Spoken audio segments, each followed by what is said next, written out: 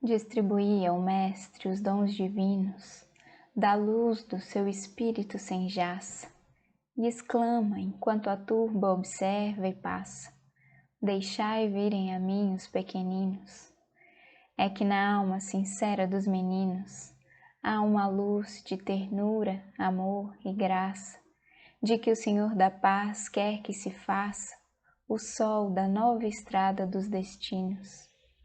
Vós que tendes a fé que ama e consola, fazei do vosso lar a grande escola de justiça, de amor e de humildade. As conquistas morais são toda a glória que a alma busca na vida transitória pelos caminhos da imortalidade. No Templo da Educação, João de Deus, psicografia de Chico Xavier. Olá, amigos, eu sou a Flávia, uma das fundadoras aqui do NEP Paulo de Tarso, e é com muita alegria que a gente está aqui hoje para dar início a mais uma série no nosso canal, uma série com novos propósitos, com um novo objetivo, uma nova temática, que é a da educação. E a gente fica realmente muito feliz de poder trazer esse tema aqui agora, porque nós entendemos a importância que esse tema tem para cada um de nós, para todos nós, quanto humanidade, mas sobretudo para as nossas crianças. E antes de tudo, eu acho importante a gente refletir o porquê trazer esse tema aqui, porque ele é tão importante. Nós que somos um grupo dedicado ao estudo do Evangelho à luz da doutrina espírita, entender o quanto isso está relacionado com o Evangelho e com a doutrina espírita. Então a gente retoma Jesus como nosso próprio mestre, entendendo Jesus como esse mestre, que quando esteve aqui na Terra, veio sobretudo para essa tarefa educativa, como ele mesmo se coloca, o bom pastor, aquele que vem conduzir as ovelhas do seu aprisco. Então a gente já percebe nesse planejamento da vinda do Cristo, governador espiritual do nosso orbe, estar aqui conosco para nos orientar, para ser para nós guia e modelo, como a doutrina espírita vai deixar bem claro para nós. Então a gente já entende essa tarefa eminentemente educativa do Cristo.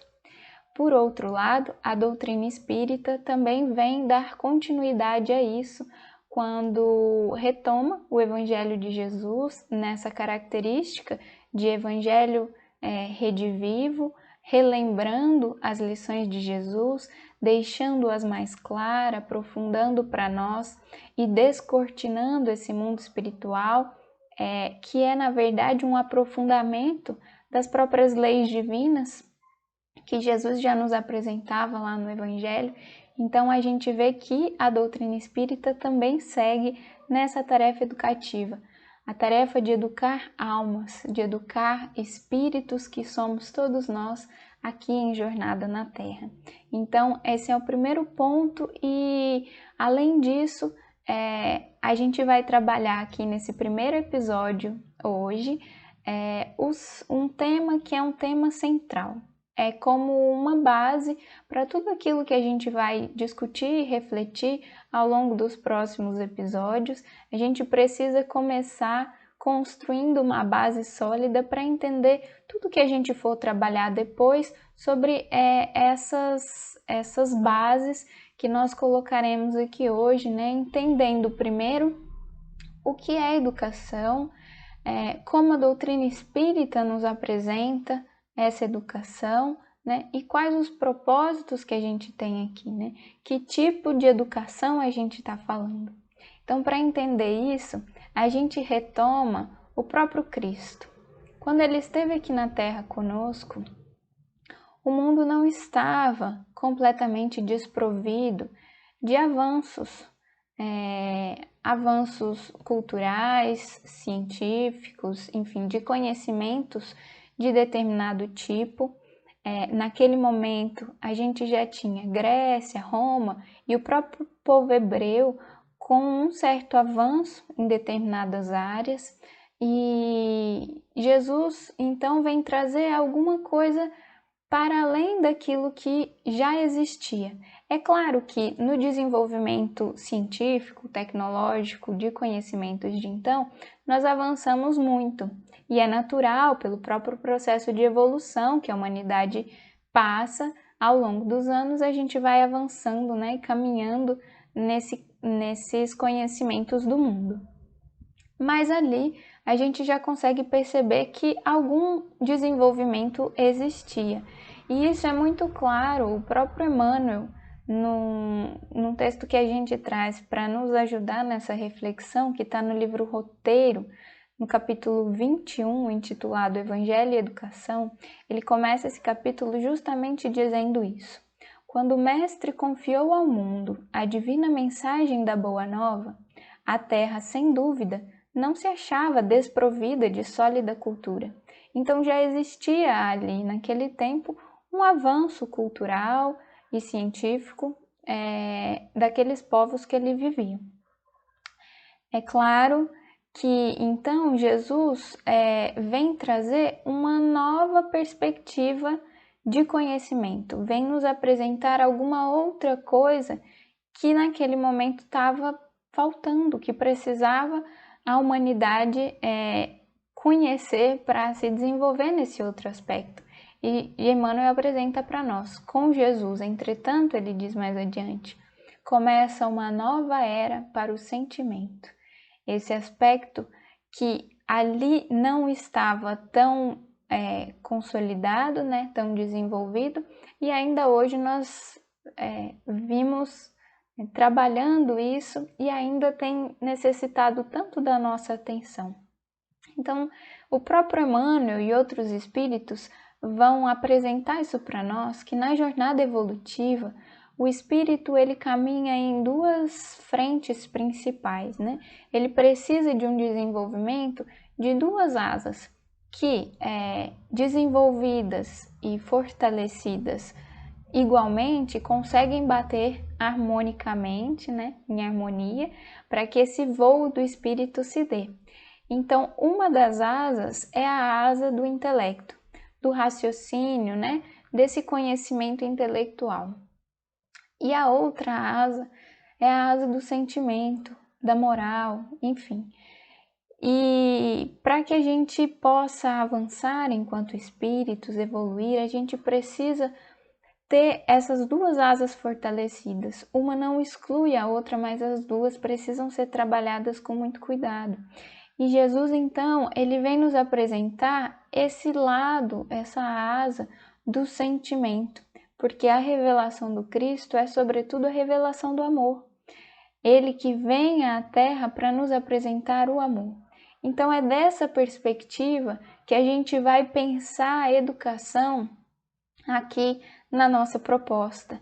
Então, o nosso tema de hoje, ele vai girar, sobretudo, em torno da educação moral, porque a educação intelectual, que já existia naquele tempo e que segue até hoje com a sua caminhada, é importante, é imprescindível na caminhada do espírito, mas aqui o nosso objetivo central é essa educação moral, que consegue, então, aliar essa educação intelectual e trazer para o intelecto, então, essa iluminação do sentimento, que é o que o próprio Emmanuel diz na sequência. Ele diz que uma nova mentalidade surge na Terra, então, com Jesus.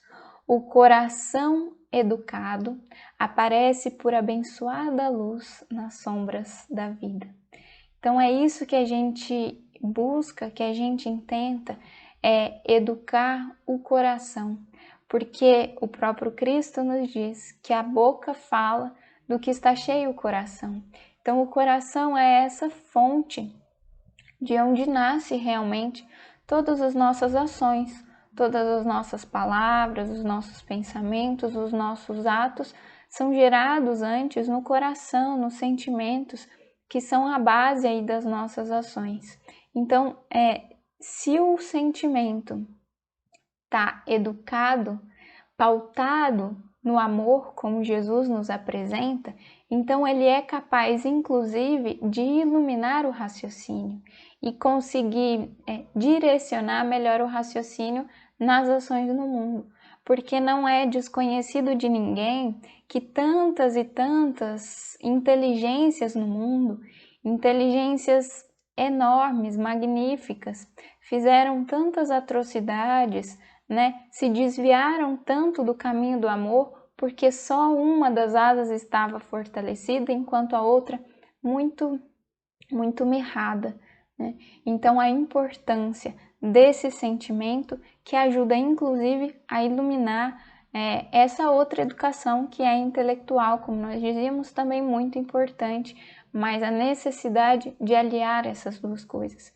E Jesus nos apresenta isso muito bem, porque a partir dessa iluminação do sentimento, ele também nos traz a consciência de tantos e tantos conhecimentos espirituais, como a própria doutrina depois vem deixar ainda mais claro para nós.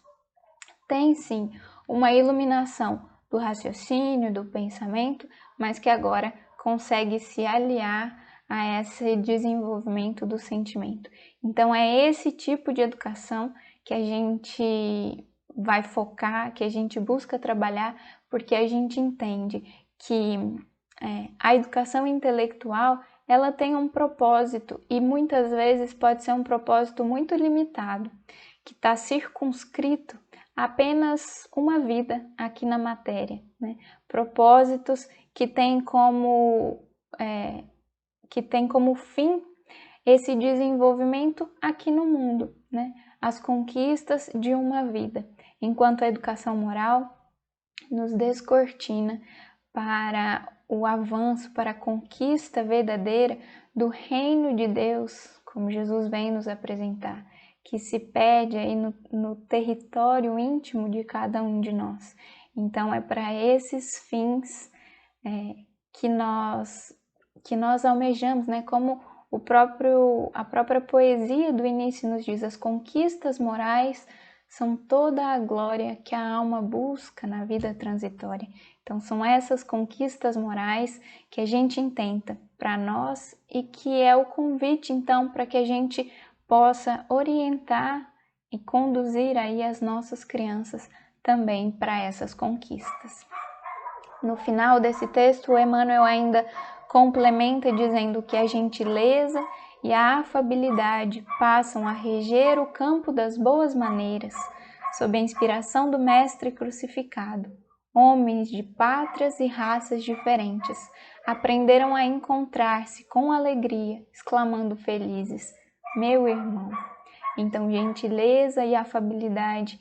Imaginemos como será o mundo quando todas as criaturas puderem agir assim com todos os seus irmãos. Porque aí então a gente verdadeiramente vai poder olhar para todas as criaturas como nossos irmãos, nessa grande família universal que somos, filhos todos do mesmo Pai.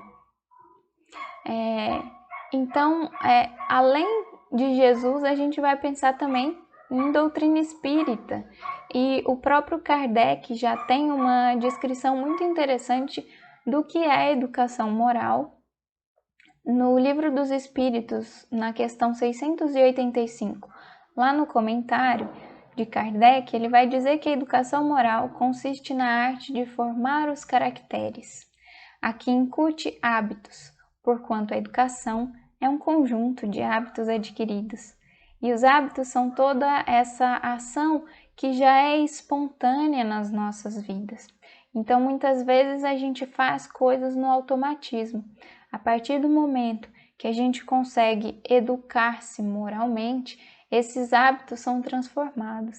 Então, a gente vai consolidando em nós hábitos mais salutares, hábitos mais saudáveis e harmônicos para nós e para todos aqueles que nos rodeiam. Que tipo de hábitos seriam esses, né? E ele vai complementar, dizendo mais adiante: quando essa arte for conhecida, compreendida e praticada, o homem terá no mundo hábitos de ordem e de previdência para consigo mesmo e para com os seus, de respeito a tudo que é respeitável, hábitos que lhe permitirão atravessar menos penosamente os maus dias inevitáveis. Então vejam, hábitos de ordem e de previdência para nós e para os outros. De novo, essa visão que consegue olhar para além de mim mesmo, uma visão que vai se despojando do egoísmo para entender todas as criaturas como seus irmãos. E aí então trabalhar não só por si, mas também pelos outros, de respeito a tudo, né? Enfim. E essa educação moral, ele complementa, ela é útil não só para a aquisição do reino de Deus, não só para esse futuro mais distante da vida eterna, né? Não só naquela visão talvez egoística de conquistar esse reino por mim mesmo, né? Para minha própria felicidade, mas além disso, é também essa educação moral, aquela que nos auxilia aqui, enquanto encarnados, também no mundo, a atravessarmos esses momentos difíceis que são inevitáveis no nosso estágio aqui evolutivo, na nossa condição, porque nos fortalece. Nos fortalece a fé, nos fortalece os sentimentos e nos fortalece, sobretudo, a compreensão também, para entender esses momentos e acolher a dor como alavanca também de progresso, como bênção divina para os nossos reajustes e para o nosso avanço. Então, essa visão que a gente vai trabalhando da educação moral, ela diz respeito a nós mesmos, a nossa própria autoeducação, né? E também a educação das crianças, aqueles que estão sob a nossa responsabilidade. Pensando em doutrina espírita, então, essa educação moral está no seu cerne. Num artigo da Revista Espírita de fevereiro de 1864, Kardec vai deixar isso bem claro num artigo intitulado Primeiras Lições de Moral na Infância, que muito provavelmente a gente vai retomar nele num outro momento, porque é um artigo muito interessante para essa temática, mas ele diz lá no final já que os novos horizontes que abre o Espiritismo fazem ver as coisas de modo diverso. Sendo o seu objetivo o progresso moral da humanidade, forçosamente deverá projetar luz sobre a grave questão da educação moral. Então veja, o objetivo maior da doutrina espírita é esse progresso moral da humanidade. Então não tem como ele deixar de projetar essa luz sobre a educação moral. Então é esse um tema central também da doutrina espírita, quase que se confunde porque estão intrinsecamente relacionados, né? Como a gente dizia, a educação do homem, que é tanto a de nós adultos, né? Que já caminhamos um pouco nessa encarnação, e também a das crianças. Então é essa educação que é ampla, que diz respeito a todos nós espíritos em jornada de evolução.